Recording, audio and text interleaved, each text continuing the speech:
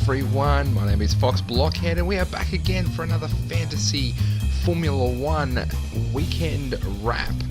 We've just seen the Bahrain 2019 Formula 1 Grand Prix, the 999th ever Grand Prix, and wow, Charles Leclerc, what a champion, getting up there and qualifying.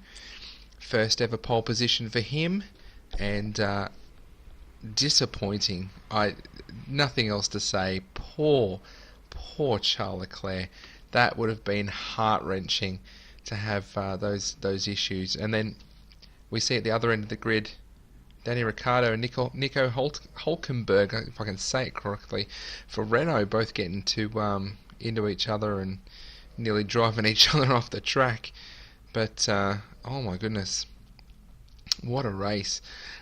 So first of all, a points update from the race. I'm going to put a graphic on the screen for you. This is the max scoring team as far as I can tell.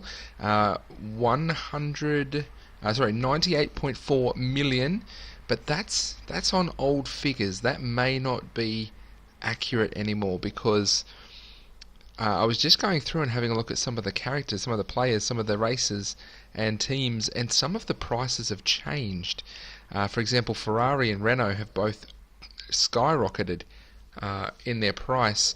Daniel Ricciardo's gone up, but Lewis Hamilton's come down slightly. Bottas has gone up slightly. So this may not be 100% possible, this team this time around, but you can see Charles Leclerc, he's up there. He would have brought in 35 points. Bottas, again, a good pick for 33 points. Lando Norris, where did he come from in the McLaren? Wow, 24 points. If you put the turbo on him, you get a double 24, which is just perfect, because wow, 6.9 is his value, was his value as far as I could tell. Kimi Rikknen makes it again. Alex Albon, and you would have had to have picked Mercedes. They are the most expensive team, but they brought in 32 more points than anyone else. Ferrari and Red Bull with 42, 41. So if you would have got that team 224 points, slightly different from last week's team, but you could have got pretty close after last week's team. I think Raikkonen was in there. Bottas was definitely there with his maximum.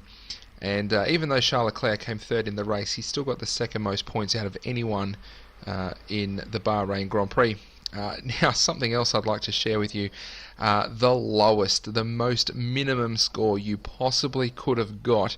If you picked these drivers, then you are not picking properly, because you would have had, I think, at least 40,000 or 40 million or whatever it is, 40 points to spend on your team. But if you'd picked Renault, you would have got a -5 for the team. Hülkenberg would have got you 5. A double for Daniel Ricciardo would have got you -10. Now, he's in one of my teams. We'll see that in a moment. Roman Grosjean would have got you 6. Carlos Sainz zeroed out, and Kevin Magnussen with 4. Wow, what a big difference. 224 points as opposed to 0. Now, I've also been trying to track value. So value for the different races in Australia. Daniel Kvyat was the best value driver, scoring 17 points for his $5.5 value, bringing in 3.09 was his value, points per dollar, points per money, points per dollar. He is still the best value player in the game at the moment. Just ahead of Valtteri Bottas and who else is there? Lando Norris. Lando Norris, like I said, he carved everything up. He is the best value driver this time around. He's got 22 points for his $6.9 million, so 3.19 points per million is definitely the best. We also have George Russell, who's been a consistent overperformer. Wouldn't be surprised to see his price get bumped up. As I said, Alex Albon, he got some points. He's in the dream team for this week. And Antonio Giovinazzi would have scored 15 points for his 6.8, giving him 2.21. as his value. The best value team is actually Alfa Romeo now. 40 points total, 4th on the team standing for only 6 million. But even still, Mercedes outstripping everyone. 2 races in a row. We've got Ferrari and Red Bull really close together. In the first round, Renault actually were the best, mainly because of Hulkenberg, I imagine, rather than Ricciardo's poor showing in that first round. But we also have Alfa Romeo, second round, outperforming Renault. They've dropped to the bottom now. They actually got minus from Bahrain, so yeah, not so good for them. Anyway, let's go through and have a look at how my team is performing. My top teams, I'm number 222.9 thousand in the world. So it's sitting about halfway, just to the back end of halfway. I've chosen Renault because of Ricciardo, so I'm sitting at 8.6 thousand out of 24,000 there, so top third is not too bad. Top half in the Australian League, which is pretty good. The Experts League, 8.7 out of 12.9k, so definitely in the bottom half there.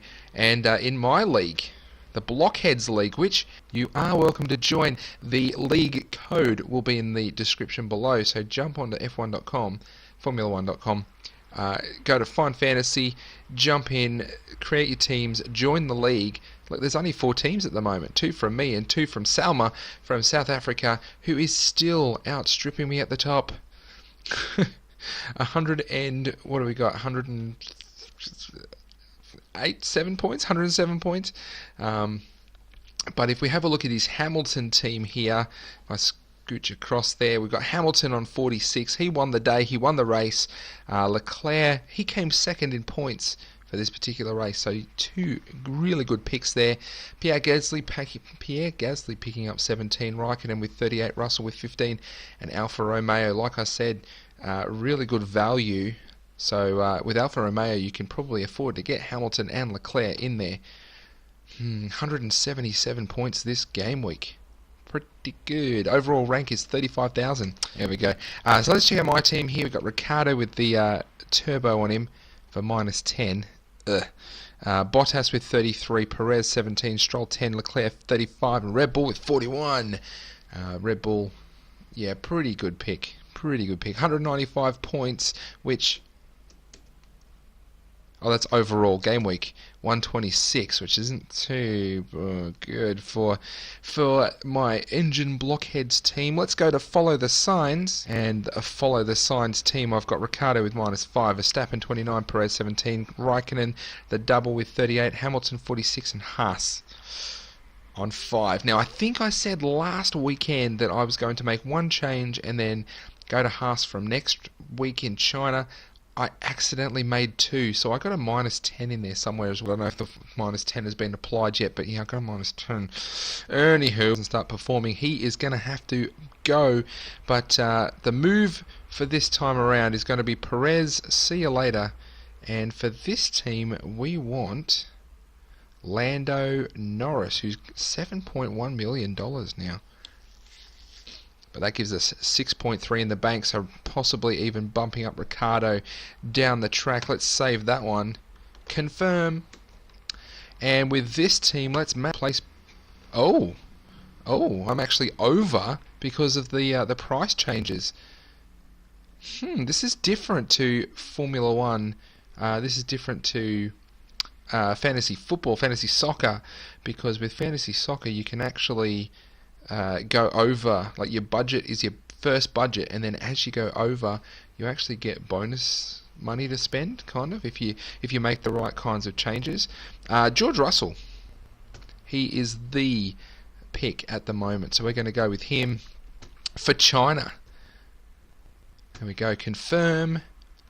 Alright, so they're my 2 teams for China coming up. If you think you can beat me, if you think you can do better, jump on the website, join the league, show me up, please.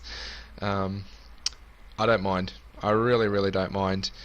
But if you have any tips, if you have any ideas for how you think I can create this video after every race, then definitely jump in the comment section and let me know. I am just going to check real quick, when is China coming up? I think it's in 2 weeks' time. Okay, the Formula 1 app on my phone tells me China is coming up on April 12, 13, 14, so I will be back right after China is done, record another video like this, tell you what the dream team was. We can go and check out the league again between now and then. Jump on, join the league, and hopefully I can see you, compete against you. And until next time, my name is Fox Blockhead.